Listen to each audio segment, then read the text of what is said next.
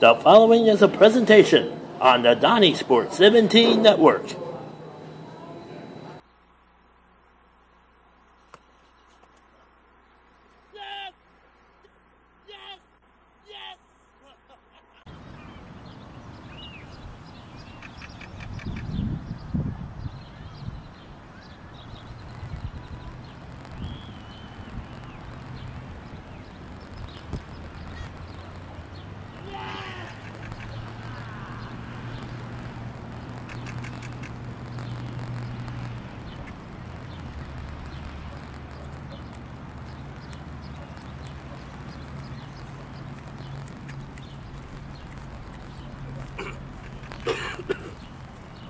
Two, three, four. I'm bringing football back, and that's a fact. I'm bringing football back, sexy back. Put it back on the track, Jack. Football, football, Bringing football back, bringing football back, bringing football back, bringing football back. I'm bringing football back. Football is like bacon. And the DonnieSport Football Show is frying up a big skillet full of it. Dig in. Who knows? You may sit right next to Batman. Wipe me down. Wipe me down. Wipe me down. Wipe me down. Wipe me down. Wipe me down. Wipe me down. Wipe me down.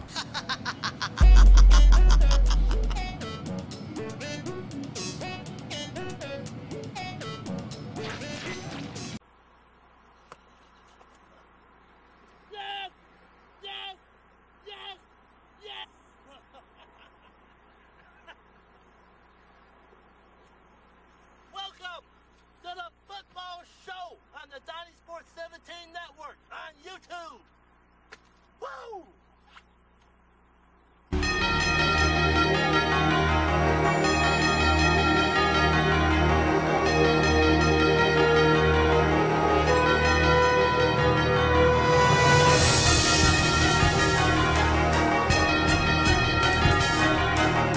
Changes. What have you seen over there? A little bit of everything. I think schematically he'll do some different things. Thinking of which coaches are coaching which positions. So pretty much an entire overhaul. And so far through spring, I thought they responded well. The players responded well. So like I said, I think continuing to watch that grow through fall camp and into the season will be fun for me. We got a question on the right side. There we go. And coach this side. Coach Kingsbury, Cameron Brock with Heartland College Sports. Obviously, a few defensive coordinator changes in the past 6 seasons. What have you been able to tell defensive recruits about the consistent changing of coordinators, and how do you sell them on coming to Texas Tech with that? Yeah, I think some of it's blind faith, obviously. With Coach Gibbs, he brings his NFL resume. He brings what he did at the University of Houston, which was phenomenal in 2 years there. And so guys want to be around that. They want to play for a coach that has those type of credentials. So that's been huge. He's done a great job of recruiting since he's been at Texas Tech, and really excited about that class he's bringing in. And, so I think more than anything, his resume speaks for itself when you're selling recruits. We got two questions on the aisle on the left side. Put your hand up over there. There you go. One of you. Chuck Carlton, Dallas Morning News. Kliff, obviously the quarterback situation is something you're getting an awful lot of questions about, but what will eventually separate Davis and Patrick in your mind? What are you looking for from your start going into next year? I think more than anything, it's eliminating negative plays. We've been historically bad the last 2 years at that position with turnovers. I think the last 2 years we've had 20 plus just at our position at quarterback. And so whichever guy can protect the football the best and continue to take shots, take chances, but protect the ball is going to be our guy. Got another question on the left-hand side. Hey Kliff, Jenny Carlson with the Oklahoman. I believe your last year as a player at Tech was the first year that a kid named Lincoln Riley came from Muleshoe. I think might have been in the room with you now. He's obviously coordinating at Oklahoma. What do you remember of those days with him and sort of his ascent to this point in his career? Very sharp. I've known Lincoln for a long time. He's worked very hard to get where he's at. Did a tremendous job at East Carolina building that offense and that program with Coach McNeil. And so, you know, I'm happy for him. I think Coach Stu's got a great coach and another great offensive mind in the league. Question right in front of you on the right-hand side, and then we'll move to the left. Coach Bankers from Bleacher Report. I was wondering, you mentioned the negative plays just a couple of questions ago. Is that, first of all, how has the progress been this offseason on eliminating those? And secondly, is that the type of thing that you think will be able to turn around from 4-8 a year ago? I hope so. I think when you look at our turnover margin last year, it was very close to the bottom of the entire country. And so if you're doing that, you're not going to win many games, especially in the Big 12 with these offenses. So that's what we've harped upon, and we saw great progress in the spring, but we have to go out there during games and do it. Question right in front of you on the...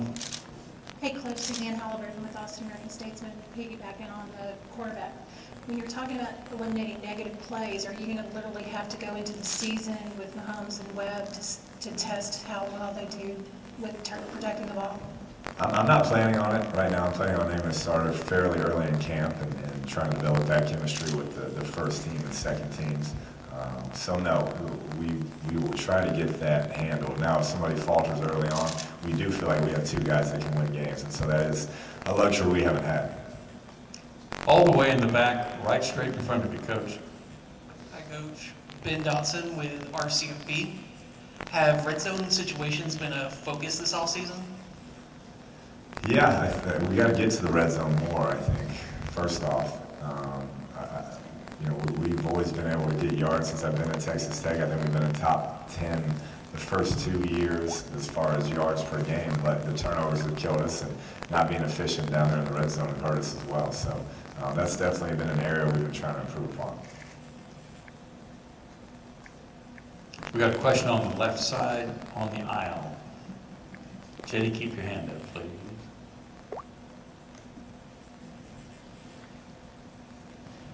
Hey, Kliff, quarterbacks in the air raid come in all shapes and sizes, but over the years, as you've played in this system and coached this system, is there a characteristic or two you feel like is consistent with those guys? I think recently it's the ability to extend a play. I know at Houston, coaching Case Keenum, he was great at extending a play when it wasn't there. Obviously, Johnny at A&M, you look at what Trayvon Boykin does at TCU in a very similar system, moving around, making plays. But people have had success. Graham Harrell was more of a pocket guy, Brandon Weed.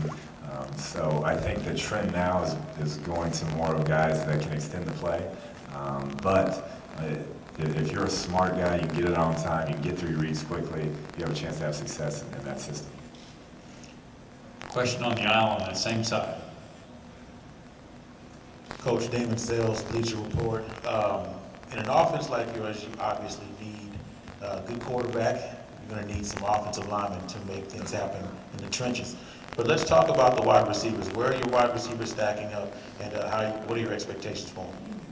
I felt like for most of the year last year, it was a group that was feeling their way around, weren't very confident in their abilities or that they can compete in that league. And I think the last 3 games, we saw some guys that the light bulb finally turned on, and that was exciting to see. So moving forward, we had a great spring at that position. We have some young guys coming in that we think will push those older guys, but Dylan Cantrell, Devin Lauderdale, Jakeem Grant, Reggie Davis, Ian Sadler, all those guys late in the year made a bunch of plays for us, where at the beginning of last year seemed to be timid and play timid. And so if we can continue that progress, I think it'll bode well for obviously what we're trying to do offensively. Still on the left side, we got a question. Myron Patton, Box 45, Oklahoma City. Staying with the receivers, what do you see for Cameron Batts? He played a little bit for you last year. How's he doing? He's doing well. Last year, the majority of the time, he was a punt returner, did a great job fielding punts. 4.0 student, obviously a smart guy, played quarterback in high school, and we kind of have him at that inside H position, getting some time with Jakeem Grant there, and has really taken pride in developing as a wide receiver, coming in as a quarterback. On the aisle, still in that same aisle, towards the front. Coach, Cedric Golden, Austin American Statesman. I know it's been historically a quarterback receiver offense. DeAndre Washington had a good year. What are you going to be able to do to let him take a step forward as a leader of your offense? Yeah, we'll continue to find ways to get him the ball. we have 4 offensive linemen coming back from that group that helped him gain 1,000. In a down year, he was definitely a bright spot on and off the field. Did a great job leading. Never gave up. Had some dire situations where he continued to run the ball tough when we were out of games, and so couldn't be more impressed with him, his development on and off the field, and I expect another great year from DeAndre. Further questions for Coach? We got a question all the way in the back on the platform on the right-hand side. Just a second.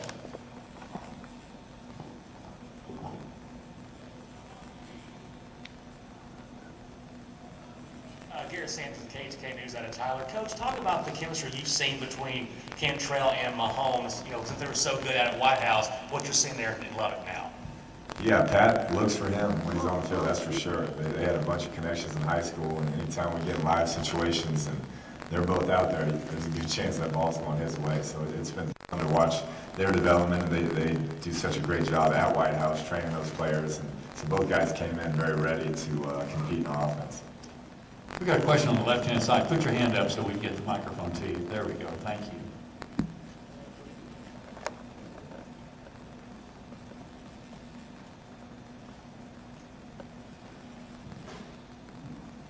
Coach, Zach Tanner with RaiderPower.com. Looking at the roster, the depth chart, it's littered with out-of-state players. To what do you attribute your success in recruiting those players to come all the way out to play at Texas Tech? I think more than anything, some relationships our staff had. Last year, I think we signed 20 players and 19 were from the state of Texas. So the first couple of years, scrambling to put classes together, we were out of state a little bit, but the trend now for our program is to be more in-state with players. Anything further for Coach? Okay, well, we've got one more question on the left-hand side. Sorry.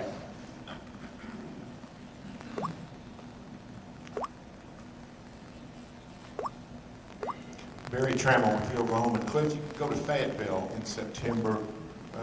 How big is that game from a confidence standpoint? You guys got beat in Lubbock by the Razorbacks last year. What could a victory in Fayetteville do for your program and for this particular team? It'd be a huge boost. That's a great football team. We found that out last year. I don't think our team mentally was ready for the type of physical team that came in there and got after us. And so hopefully this year, with a lot of those guys coming back, we'll know what to expect of that team, of how physical they are, and the quality of team they are. So that's going to be a great atmosphere. It'll be a great game for us, and I know our players are looking forward to it. Any last question? We got a question on the left-hand side.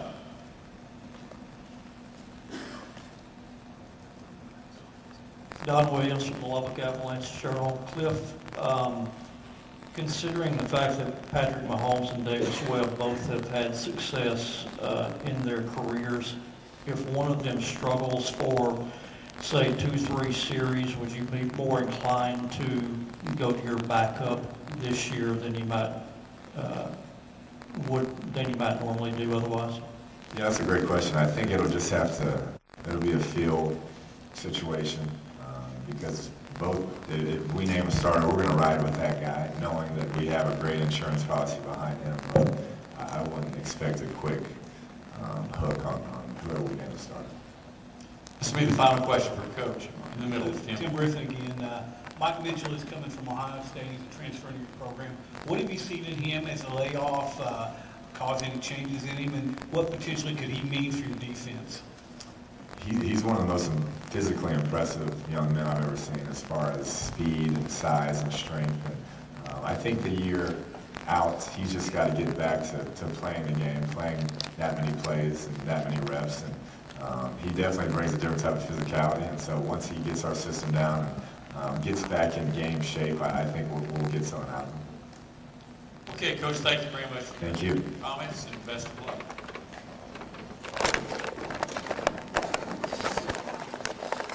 That was Texas Tech head coach Kliff Kingsbury, and he has a big challenge ahead, coming off a 4-8 season, and immediate challenge is picking a quarterback. Second challenge is getting the defense back up to snuff, and also they had some turnover problems last year. pretty much the reason why they went 4-8. They have a big game on that schedule early, and we're talking a little trip to Arkansas to take on the Razorbacks in Fayetteville. We're going to see how that game turns out, as well as the whole Texas Tech season. More from the Big 12 Media Day in Dallas as we talk football, as we get you ready for the big college football season ahead, right here on the DonnieSport Football Show, here on the DonnieSport 17 Network.